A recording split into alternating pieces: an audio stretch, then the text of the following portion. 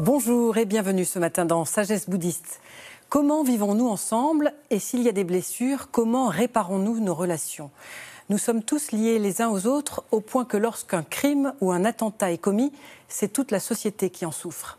Cette interrelation ou interdépendance entre les êtres, les bouddhistes la connaissent bien. Or, ce lien qui nous unit peut être perçu de façon tangible dans certaines expériences novatrices dans le domaine de la justice, que l'on réunit sous le terme de justice restaurative, parfois aussi justice réparatrice. Élaborée dans les années 70, notamment par un pasteur américain, la justice restaurative a pour but de rendre à un être humain la dignité qu'il a perdue, qu'il ait été agresseur ou victime, et par là de contribuer à la paix sociale. Elle ne se substitue pas à la justice pénale classique, mais peut la compléter. En ce qu'elle parle d'interdépendance, de souffrance et de la place de l'être humain dans la société, la justice restaurative sera aujourd'hui le thème de notre émission. Nous verrons en quoi elle consiste et pourquoi elle peut avoir des liens avec le bouddhisme. Pour en parler, nous avons le plaisir de recevoir Éric Remeluère. Bonjour. Bonjour Sandrine. Vous êtes enseignant bouddhiste dans la tradition zen. Vous êtes l'auteur de plusieurs livres, notamment consacrés bien sûr au bouddhisme. Vous êtes par ailleurs membre de la plateforme française pour la justice restaurative. Et puis, vous vous définissez vous-même comme un bouddhiste engagé. Qu'est-ce que c'est un bouddhiste engagé ? Un bouddhiste engagé, vaste question. Je dirais qu'un bouddhiste engagé, c'est quelqu'un qui prend en considération toutes les formes de souffrance. Le bouddhisme s'est focalisé à l'origine sur vraiment la production des souffrances dans notre être, dans notre individualité, nos perceptions, nos émotions. Comment se libérer des souffrances que nous produisons. Donc les souffrances qui sont individuelles. Il y a aussi, le bouddhisme s'intéresse traditionnellement aussi aux souffrances qui naissent dans les interactions entre des individus. On sait très bien que la parole peut blesser, endommager.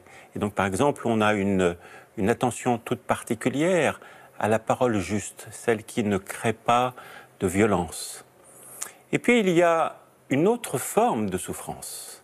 C'est la souffrance aussi qui peut être produite par un groupe, par une communauté, par une société.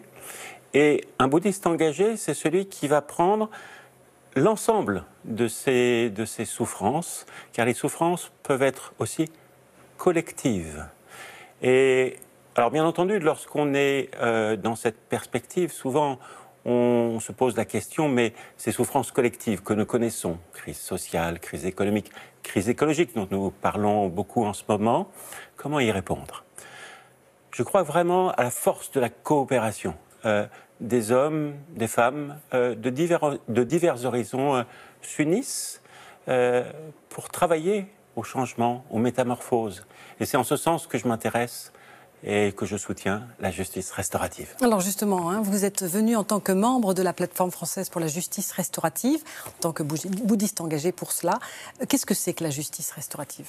Alors la justice restaurative, c'est à la fois une vision de la justice et en même temps des pratiques. Une vision de la justice, c'est vraiment de considérer que la justice est affaire des citoyens et que les citoyens doivent être toujours dans le souci d'intégrer, de restaurer, de reconstruire tous les protagonistes de violences, de crimes, de délits. Ça, c'est vraiment ce qui fait la spécificité de cette justice, qui n'est pas dans la dimension procédurale, mais de penser comment réintégrer, reconstruire, restaurer. Donc elle s'appelle justice restaurative, au sens où elle veut restaurer les liens sociaux, restaurer l'intégrité psychologique, sociale, citoyenne de tous les protagonistes. C'est-à-dire ils peuvent être des victimes, ils peuvent être aussi des infracteurs, c'est-à-dire ceux qui ont commis des délits, des crimes. Et puis la justice restaurative dit, c'est pas simplement eux qui sont endommagés, mais c'est aussi la société. Et qu'une société doit prendre en compte cela. Et donc c'est une vision, mais c'est aussi une pratique. Donc c'est une façon d'aborder la manière d'être ensemble, notamment à travers la parole. Et un des dispositifs, parce qu'il y a plusieurs dispositifs de justice restaurative, le plus emblématique, serait la rencontre entre condamnés et victimes. Nous en reparlerons peut-être tout à l'heure. Comment est née cette idée cette nouvelle approche de la justice? Alors, c'est pas quelque chose de nouveau. Elle s'inspire vraiment des formes anciennes et traditionnelles de rendre la justice dans d'anciennes communautés, notamment des communautés autochtones, notamment amérindiennes, qui placent au cœur de l'opération de rendre la justice, parce que rendre la justice, ça veut dire aussi être conscient d'un acte délictueux, de poser une sanction, mais au-delà de poser la sanction, c'est comment prendre en compte tout ce qui se passe. Et donc, dans ces communautés traditionnelles, on prend beaucoup de soin à écouter toutes les personnes concernées, c'est-à-dire les victimes, les personnes qui ont commis des délits, des crimes, mais également tous ceux qui sont concernés, les familles directement. Et donc c'est vraiment quelque chose qui met en avant l'écoute, la bienveillance, la parole offerte. Alors ça, c'est l'origine, mais dans ces formes, on pourrait dire modernes, dans nos sociétés modernes, c'est la justice restaurative, c'est parti, c'est né d'initiatives d'aumôniers protestants aux États-Unis et au Canada, qui étaient confrontés dans les prisons américaines à la fois du côté des infracteurs, à de la violence qui est très forte dans le système carcéral américain, et puis aussi de se rendre compte que les victimes ou les parents de victimes n'avaient pas toujours les réponses offertes. Et donc, eux, ils ont souhaité proposer quelque chose d'inattendu, c'est-à-dire de réunir ensemble des détenus, des victimes, et de parler. Vous-même, en tant que bouddhiste, pourquoi vous vous êtes intéressé à cette justice? Un jour, une personne responsable de l'Union bouddhiste de France me fait lire une lettre d'un détenu qu'il avait adressée à l'Union bouddhiste de France, qui disait, grosso modo, « J'écoute cette émission, Sagesse bouddhiste. Je la regarde tous les dimanches matins. Nous sommes plusieurs, nous sommes 6 dans la division où je suis, il est dans une maison d'arrêt. Et cette personne disait, moi j'ai envie de plus, j'ai envie de comprendre, d'étudier. C'était très touchant de voir l'attention qu'avait mise cette personne dans cette lettre. Alors elle ne m'était pas destinée, mais je me suis vraiment senti interpellé. Et ça a déclenché quelque chose. Et je me suis engagé immédiatement après dans un merveilleux projet dans lequel je me suis investi de 2010 à 2013, qui était la création, le développement des aumôneries bouddhistes en milieu carcéral, qui m'a fait entrer dans ce milieu et aussi fait rencontrer des gens qui font un merveilleux travail dans un univers qui est difficile, un univers de violence, des aumôniers, bien sûr, mais aussi des personnes de l'administration pénitentiaire. On ne pense pas toujours à eux, mais ils font aussi un très beau travail. Et je pense que dans ma pratique bouddhiste, ils m'ont soutenu. Et vraiment, je ne peux dire aujourd'hui que je les remercie. Quel est le lien, selon vous, avec le bouddhisme, réellement? Est-ce que c'est justement la notion de la souffrance que le bouddhisme et le bouddhiste cherchent à faire partir? Oui, alors au début, donc j'ai rencontré la justice restaurative dans ce milieu de personnes qui essayent de réfléchir comment agir. Et la justice restaurative, j'avais une certaine difficulté à comprendre. Pour un bouddhiste, le bouddhisme n'a pas traditionnellement pensé la justice. Et puis j'ai écouté une interview on pourrait dire, celui qui a inventé, entre guillemets, toutes ces modalités, qui est un pasteur américain qui s'appelle Howard Zehr. Et vraiment, pour moi, tout s'est éclairé.